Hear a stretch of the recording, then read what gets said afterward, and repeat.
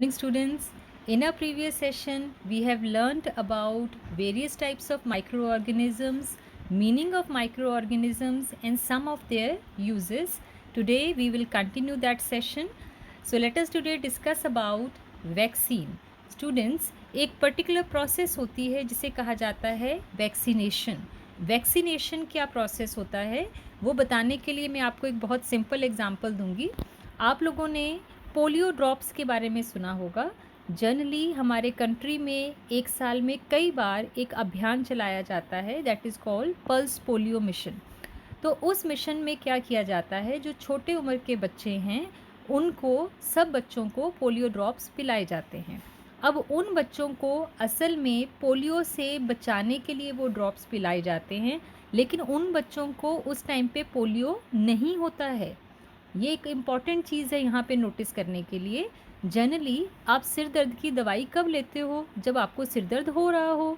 Similarly आप पेट दर्द की दवाई कब लेते हो? जब आपको पेट दर्द हो रहा हो. लेकिन यहाँ पे जो पोलियो ड्रॉप्स उन बच्चों को भी पिलाए जा रहे हैं जिनको पोलियो नहीं है. So what is this special kind of medicine? तो इस तरह की मेडिसिन जो हमें तब दे दी जाती है जब हमें असल में वो बीमारी नहीं हुई है.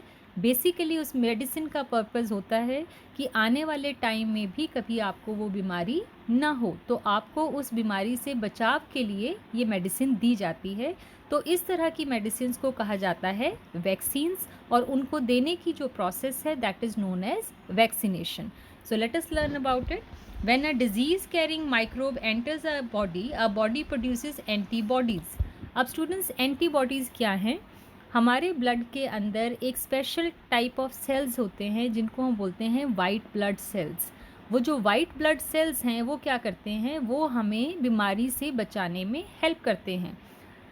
As we have already learnt in the previous session about a concept that is called immunity. तो हमारी बॉडी में एक इम्यूनिटी होती है जो हमें बीमारी से बचाती है. उस इम्यूनिटी के लिए जो वाइट ब्लड सेल्स हैं वो रिस्पॉन्सिबल होते हैं.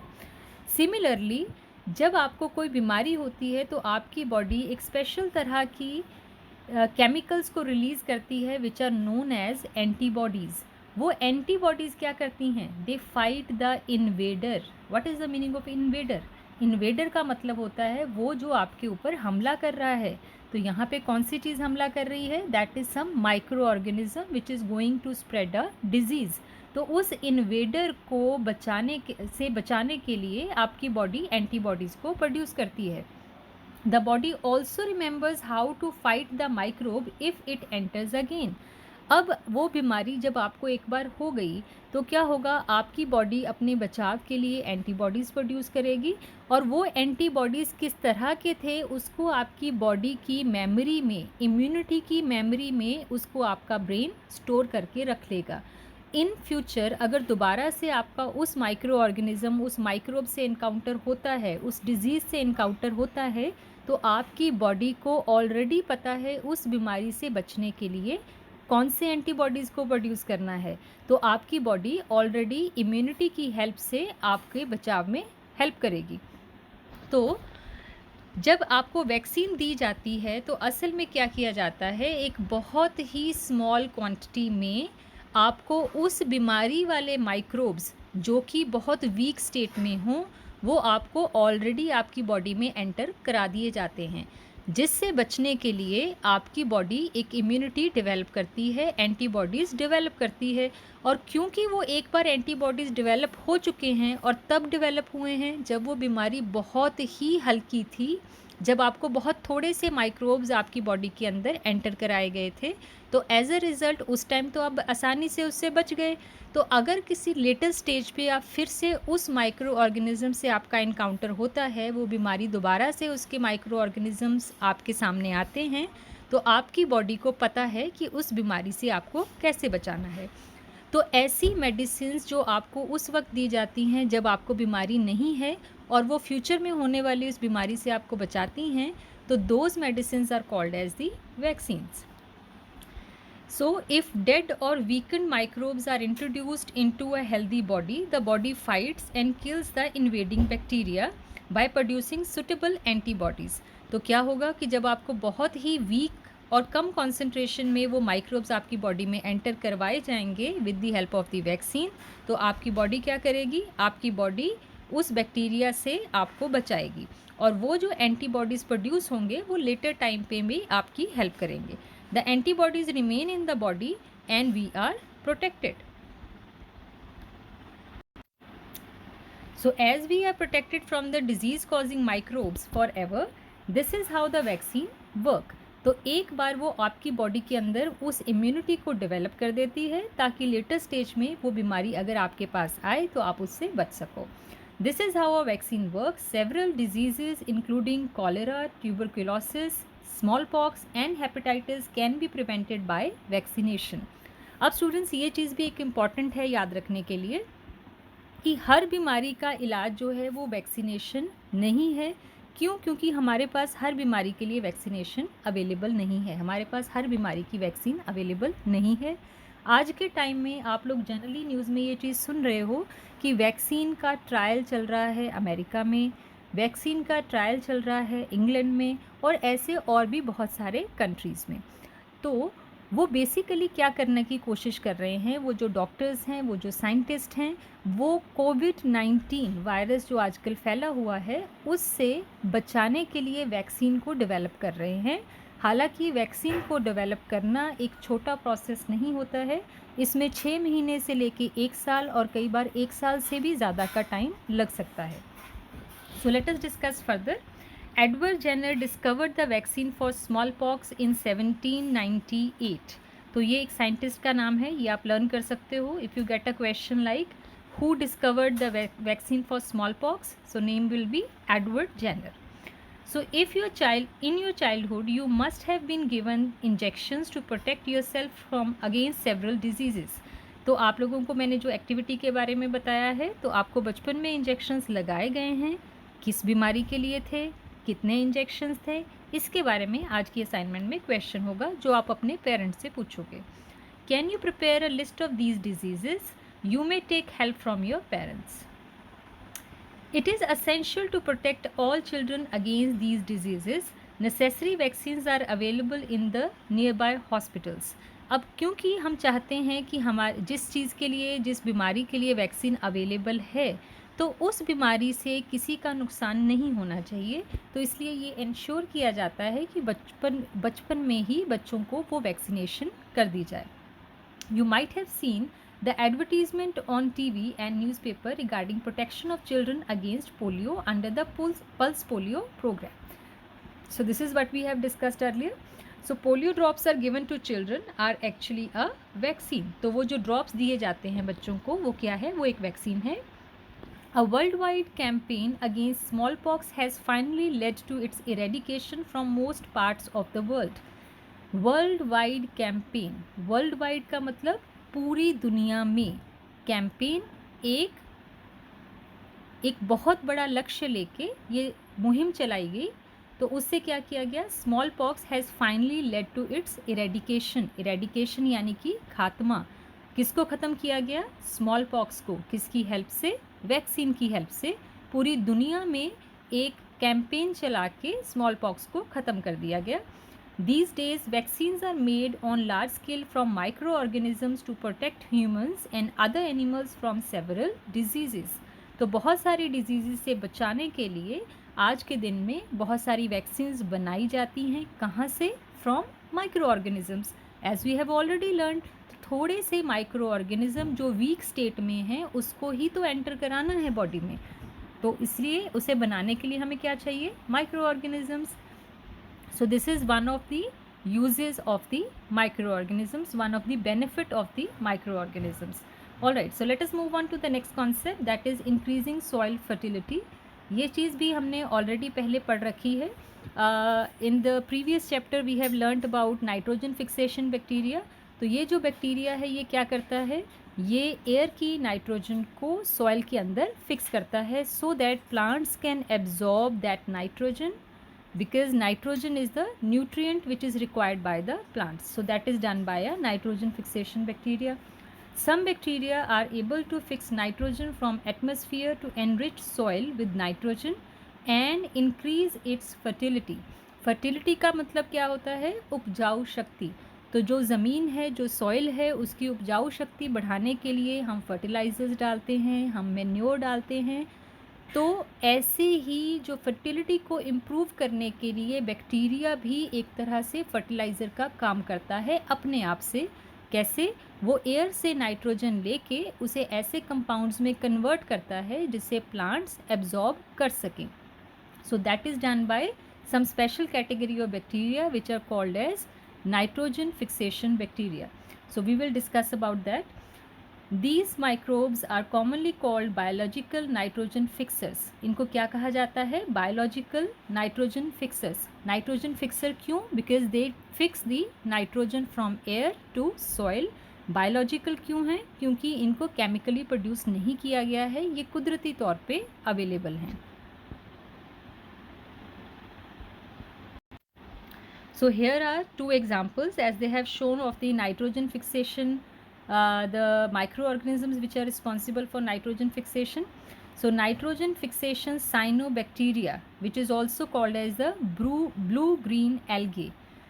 तो स्टूडेंट्स इसका नाम क्या है जो नाइट्रोजन फिक्सेशन करता है bacteria? Its name is cyanobacteria and it is also called as the blue green algae. तो ये आप लर्न कर सकते हो कि नाइट्रोजन फिक्सेशन बैक्टीरिया क्या है. So all right, let's move on to the next concept.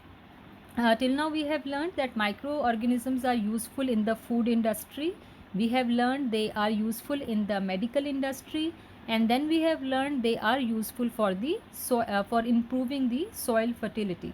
Okay, now next we are going to move on to next concept, that is cleaning the environment.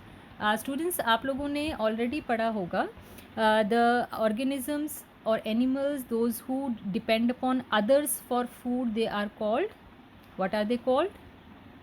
They are called the heterotrophs, and the ones which develop their own food, they are called as the autotrophs. ऐसे ही जो heterotrophs हैं उनमें further बहुत सारी categories हैं. उनमें एक होते हैं जिनको हम बोलते हैं decomposers. तो वो दूसरे के ऊपर डिपेंड करते हैं फूड के लिए, लेकिन वो फूड क्या होता है? वो फूड होता है वो मटेरियल जो वेस्ट है, जो रॉट हो रहा है, गल सड़ रहा है.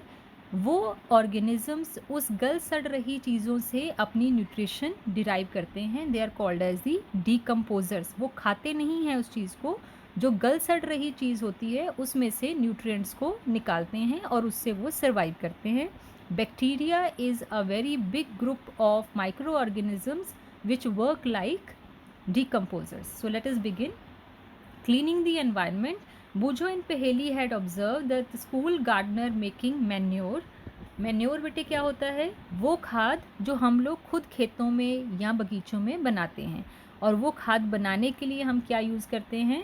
हम वेस्ट मटेरियल्स को यूज़ करते हैं, जैसे कि peels of fruits and vegetables, leaves of the trees and plants, and even the wastage produced or the excretion product produced by cows and buffaloes.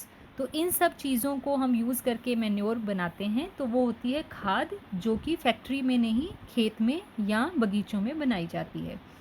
Along with their friends, they collected wastes of plants, vegetables and fruits from nearby houses and gardens. उन्होंने क्या इकट्ठा किया है अपने friends की help से? Waste of plants. Plants के waste क्या होंगे? उनके सूखे हुए पत्ते होंगे. Vegetables and fruits. Vegetable and fruits की वेस्ट क्या होंगे? उनके छिलके होंगे. From the nearby houses and gardens, वो उन्होंने इकट्ठे किए. They put them in a pit meant for waste disposal. Pit का मतलब खड्डा. एक खड्डा जिसको वेस्ट डिस्पोजल यानी कि जो वेस्ट है उसको ठिकाने लगाने के लिए एक गड्ढा खोदा हुआ था वहाँ पे. तो उन्होंने ये सारे वेस्ट मटेरियल को उस गड्ढे में डाल दिया. After some time it decomposed and got converted to manure. After some time का मतलब कितना टाइम? क्या ये कुछ घंटों की बात हो रही है या कुछ मिनट्स की बात हो रही है? Actually it is not about minutes and hours, it is actually about a few days. तो कुछ दिनों के बाद what they have found that it is decomposed and got converted to manure. वो गल सड़ने के बाद धीरे धीरे खाद में कन्वर्ट हो गया. बूझो एंड पहेली wanted to know how this had happened. अब वो जानना चाहते हैं कि ये कैसे हुआ, वो जो वेस्ट उन्होंने वहाँ पे डाल रखा था वो कैसे मैन्योर में कन्वर्ट हुआ। So there is an activity, take 2 pots and fill each pot half with soil, mark them as A and B। तो 2 पॉट लेने हैं, 2 गमले लेने हैं, उनमें से आधा आधा उनको सॉइल से भर देना है, मिट्टी से भर देना है और उनके ऊपर मार्क कर देना है A and B। Put plants waste in pot A and things like polythene bags, empty glass bottles and broken plastic toys in pot B। दोनों पॉट्स में अलग अलग तरह की चीज़ें डालनी हैं।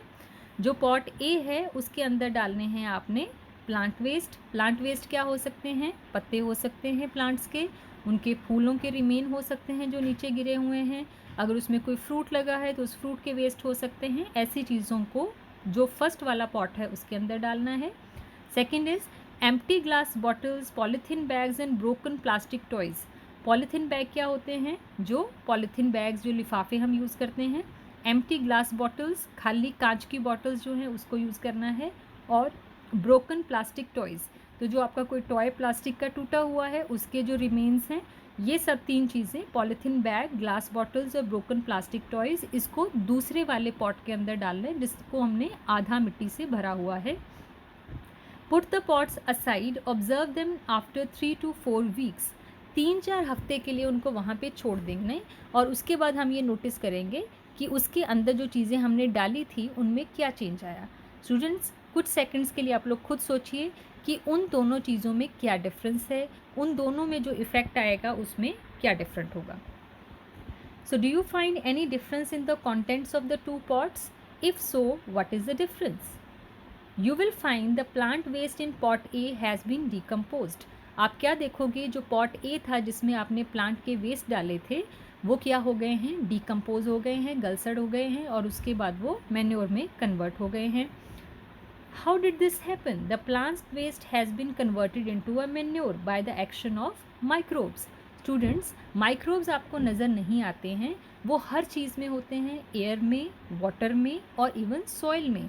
और जो आपने प्लांट के वेस्ट को वहाँ पे डाला था उसके अंदर भी वो माइक्रोब्स थे।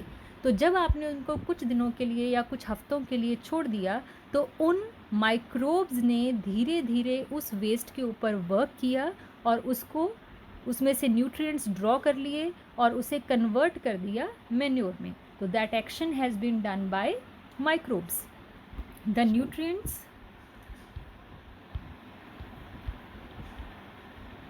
released in the process can be used by the plants again। तो पहले वो प्लांट का वेस्ट था, उसके अंदर कुछ न्यूट्रिएंट्स थे जिसको कुछ उसमें से कुछ हिस्सा जो था वो माइक्रो ऑर्गेनिज्म ने यूज़ कर लिया अपने सर्वाइवल के लिए, बाकी का जो बचा हुआ हिस्सा है वो अभी भी उस मैन्योर, उस वेस्ट के अंदर है। तो जब उस मैन्योर को हम दोबारा से बाग में या खेत में डाल देंगे तो वहाँ के जो प्लांट्स होंगे वो दोबारा से उसमें से न्यूट्रिशन एक्सट्रैक्ट कर लेंगे और उस न्यूट्रिशन की हेल्प से वो प्लांट्स जो हैं वो ईजीली ग्रो करेंगे। Did you notice that in pot B, the polythene bags, empty glass bottles and broken toys parts did not undergo any such change। अब देखिए यहाँ पे 3 चीज़ों की बात हुई है, polythene bags, glass bottles and plastic parts of the toys. ये तीनों चीज़ें स्टूडेंट्स आप उनको कुछ हफ्ते तो क्या, कुछ महीने, कुछ सालों के लिए भी छोड़ दोगे तो आप लोगों को पता है उनमें कुछ भी चेंज नहीं आएगा।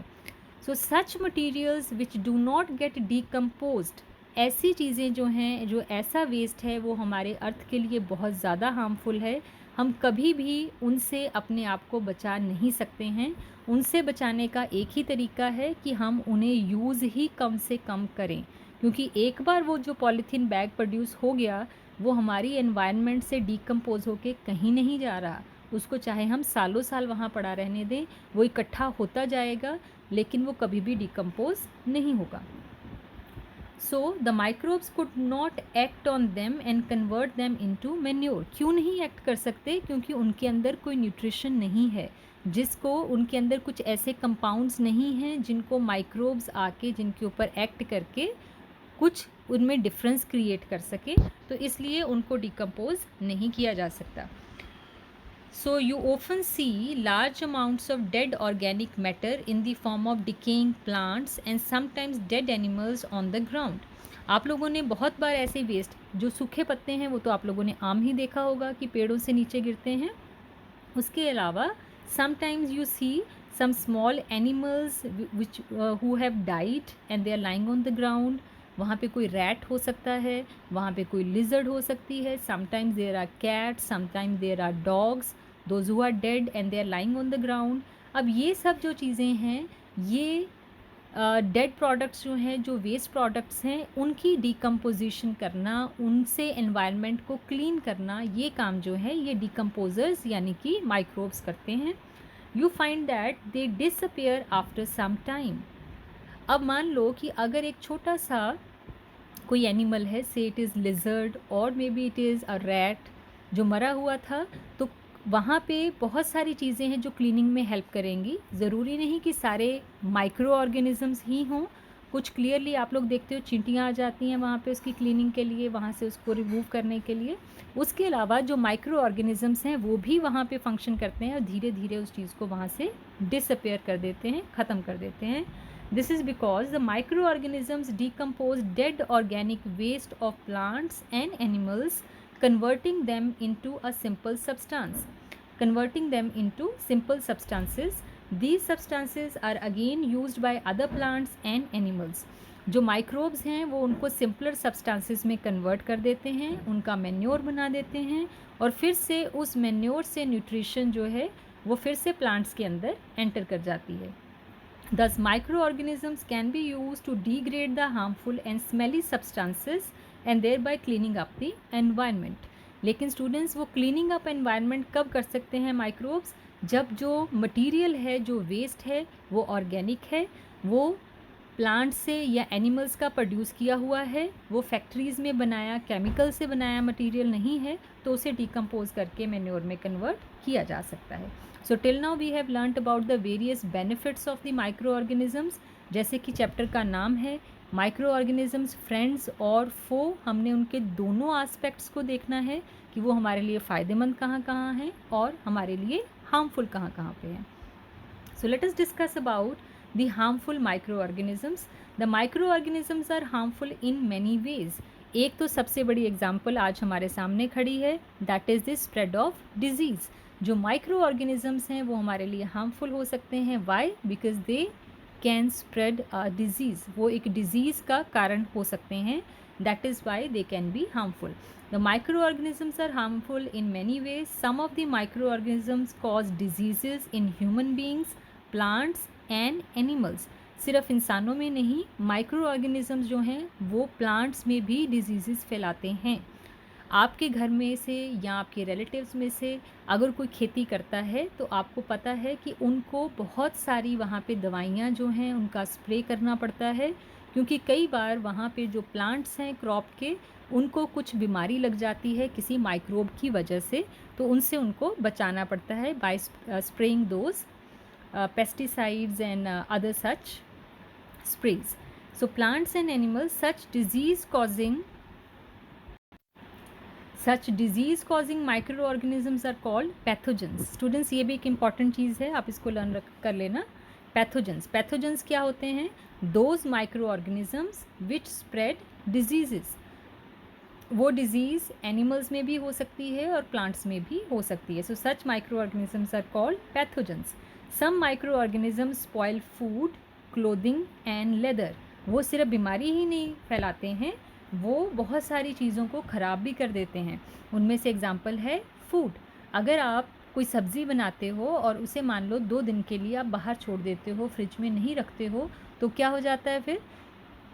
आप लोगों ने नोटिस किया होगा, उसकी स्मेल चेंज हो जाती है, वहाँ से उसका जो कंपोजिशन है वो चेंज हो जाता है, उसका टेस्ट चेंज हो जाता है। तो वो क्यों होता है? Because of the action of the micro organisms. वो माइक्रो ऑर्गेनिज्म जो हमें दिखाई नहीं दे रहे थे, एयर में भी थे और उस फूड के अंदर भी थे, और धीरे धीरे उनका एक्शन होने से वो फूड क्या हो जाता है? ख़राब हो जाता है. दूध जो है वो ख़राब हो जाता है अगर उसे बॉयल ना किया जाए, फ्रिज में ना रखा जाए, again because of the action of the micro organisms. इसके अलावा they can also spoil clothing and leather. वो लेदर को भी ख़राब कर सकते हैं और क्लोथिंग जो पड़ी रहे बाहर ही और उसे लगातार कुछ एक सालों तक पड़ा रहे कोई भी कपड़ा, वो भी ख़राब हो जाता है by the action of the micro organism. So let us study more about their harmful activities. So firstly, the major and the most important one is the disease causing microorganisms in humans. So pathogen enter our body through the air we breathe, the water we drink or the food we eat. कई सारे method हो सकते हैं उनके हमारे body में enter होने के. The first could be the air. जो एयर जिसमें हम सांस लेते हैं वो उस एयर के थ्रू हमारी बॉडी के अंदर एंटर कर जाते हैं. सबसे कॉमन एग्जांपल आप लोग रोज़ सुन रहे हो, in the case of covid spread, आप लोगों को बार बार कहा जा रहा है अपने फेस को कवर करके रखें. जब आप छींकते हो तो उसको रुमाल सामने रखें, अपने मुंह को ढक के रखें. Why? Because that virus can spread through air. जब आप छींकते हो या आप खांसते हो तो आपके मुंह से जो छोटे छोटे ड्रॉपलेट्स निकलते हैं मॉइस्चर के, उसके थ्रू ये एयर में एंटर कर जाता है वायरस और वो आगे से आगे स्प्रेड हो सकता है. So it can enter our body through the air we breathe. तो जिस एयर के थ्रू हम सांस लेते हैं उसके थ्रू ये हमारी बॉडी में एंटर कर सकते हैं. The water we drink. कई बार वाटर बोर्न डिजीज़ होती हैं जो पानी जो साफ़ ना हो उससे फैलती हैं, तो पानी के थ्रू भी ये हमारी बॉडी में एंटर कर सकते हैं. और द फूड वी ईट. कई बार जो फूड ठीक नहीं है, कई बार आपके मदर्स आपको मना करते हैं, फादर आपको मना करते हैं बाहर से खाना मत खाओ. जो बाहर वाला खाना है वो साफ़ नहीं होता है, हाइजीनिक नहीं होता है. क्यों? क्योंकि उसे बनाने वाले कई बार साफ़ सफाई का ख्याल नहीं रखते हैं. तो उससे वो माइक्रो ऑर्गेनिजम्स जो फूड में एंटर कर जाते हैं और जब आप खाते हो उसको तो क्या होता है, वो आपकी बॉडी में भी एंटर कर जाते हैं. सिर्फ फूड की प्रॉब्लम नहीं है, कई बार आप लोगों ने हाथ साफ़ ना किए हों और बिना हाथ धोए आप खाना खाओ तो उससे भी वो थ्रू फूड आपकी बॉडी में एंटर कर जाएंगे. They can also get transmitted by direct contact with an infected person or carried by an animal. ये भी अगेन आप लोग आजकल रोज़ सुन रहे हो कि जो कोविड-19 थी, एक इंसान में डिटेक्ट हुआ वो बीमारी और उसके बाद क्या हुआ, उसकी पूरी फैमिली को चेक किया गया और उसकी फैमिली के भी बहुत सारे लोगों को वो जो वायरस था उसने इन्फेक्ट कर दिया. इसका मतलब क्या है कि जब कोई इंसान बीमार है और उसको ऐसी बीमारी है जो ट्रांसमिट हो सकती है और आप उसके कांटेक्ट में आ जाओ तो उससे क्या होता है, ये आप में भी स्प्रेड हो सकता है. या कोई एनिमल है उसको वो डिजीज़ है तो उस एनिमल से भी वो आपकी तरफ आ सकती है. Microbial diseases that can spread from an infected person to a healthy person through air, water, food or physical contact are called communicable diseases. तो स्टूडेंट्स ये एक इम्पॉर्टेंट डेफिनेशन है. कम्युनिकेबल डिजीज़, कम्युनिकेबल का मतलब जो एक से दूसरे में ट्रांसमिट हो सके. तो कोविड-19 एक बहुत रीसेंट एग्जाम्पल है हमारे सामने. ये कम्युनिकेबल डिजीज़ है. एक इंसान को ये बीमारी हुई तो वो आगे से आगे दूसरों को स्प्रेड करता जाएगा. So the diseases which can communicate, which can get transferred from infected person to a healthy person. जो healthy person है उस तक ये पहुंच सकती हैं एक infected person से. किस किस रास्ते से? एयर के थ्रू, वाटर के थ्रू, फूड के थ्रू या फिजिकल कांटेक्ट के थ्रू. तो उन बीमारियों को हम क्या बोलते हैं? Communicable diseases. Examples of such diseases include cholera, common cold, chicken pox and tuberculosis. ये सारी बीमारियां जो हैं ये स्प्रेड होती हैं एक इंसान से दूसरे इंसान की तरफ, एयर, वाटर, फूड या फिजिकल कांटेक्ट से. तो ये सारी जो डिजीज़ हैं they are called the communicable disease. When a person suffering from common cold sneezes, fine droplets of moisture carrying thousands of viruses are spread in the air. अब जिसको cold हुआ है उसकी बॉडी के अंदर एक वायरस एंटर कर चुका है and that person, that infected person, when he or she will cough or sneeze, जब वो खांसेगा या वो छींक मारेगा तो उससे क्या होगा, उसकी बॉडी से छोटे छोटे मॉइस्चर के पार्टिकल्स बाहर निकल के एयर में चले जाएंगे और उस एयर के कांटेक्ट में जो भी हेल्दी पर्सन आएगा उसको भी कोल्ड हो सकता है. द वायरस में enter the body of a healthy person while breathing and cause infection. Right. तो जब वो इंसान दूसरा जो हेल्दी पर्सन है जब वो सांस लेगा तो उसकी ब्रीदिंग के थ्रू वो डिजीज़ एंटर कर जाएगी और उसे इन्फेक्ट कर देगी. Then how do we prevent the disease spread of communicable diseases? Students ये भी आपको आज के टाइम में बार बार बताया जा रहा है Wash your hands after coming in contact with anyone. Wash your hand before you eat anything. Cover your face while you cough or sneeze. And similarly अगर कोई इंसान ऑलरेडी इन्फेक्टेड है तो उससे डिस्टेंस रखें. आज के टाइम पे आपको बार बार बोल रहे हैं कीप सोशल डिस्टेंसिंग. तो सोशल डिस्टेंसिंग जो है कम्युनिकेबल डिजीज़ से बचाने का एक बहुत ही बड़ा ज़रिया है. So we should keep a handkerchief on nose and mouth while sneezing. It is better to keep a distance from infected persons. तो ये कोविड-19 तो अब आया है, ये हमें पहले से ही पता है कि जो कम्युनिकेबल डिजीज़ हैं उनसे बचाव क्या है. So that's all for today students. So I will send you an assignment, solve that and send the answers to me, and then in the evening I'll give you the solution.